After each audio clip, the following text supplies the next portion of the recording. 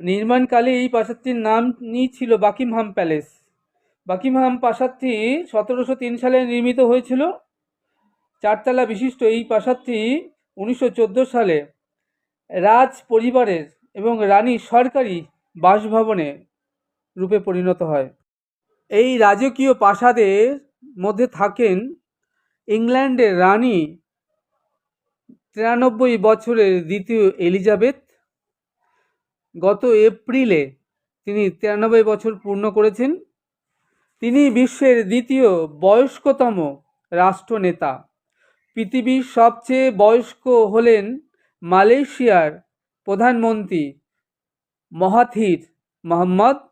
তার বয়স 94 বছর। চলতি বছর ফেব্রুয়ারিতে রানী দ্বিতীয় এলিজাবেথ রাজত্বকাল 67 বছরে তিনি পূর্ণ করেন। রানী দ্বিতীয় এলিজাবেথ তার পিতা ষষ্ঠ জর্জের কাছ থেকে মুকুট পেয়েছিলেন। মুকুটের সঙ্গে ব্রিটিশ রাজ পরিবারের যাবতীয় সম্পত্তির উত্তরাধিকারী তিনিই হলেন।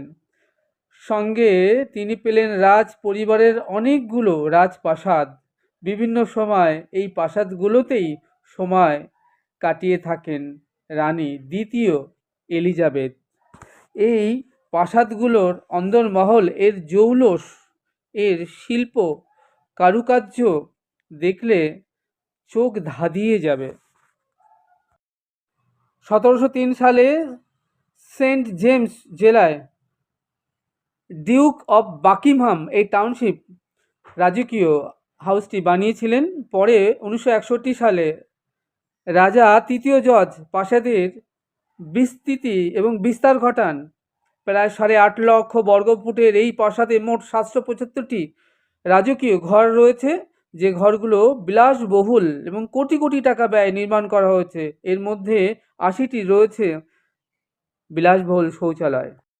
এছাড়া এই প্যালেসের মধ্যে রয়েছে 17টি স্টেট রুম, অতিথিদের জন্য 52টি অতিথি গৃহ রাজকীয়ভাবে তৈরি, কর্মচারীদের জন্য রয়েছে আলাদা 188টি রাজকীয় ঘর এবং 92টি অফিসিয়াল রুম। 40 একর রয়েছে খেলার মাঠ এই প্যালেস প্রাঙ্গণে। সপ্তাহের বেশিরভাগ সময় রানী দ্বিতীয় এলিজাবেথ এই বিলাসবহুল প্রাসাদে থাকেন। বছরে প্রায় 50,000-এর বেশি অতিথিকে তিনি তার এই প্রাসাদে আপ্যায়ন করেন।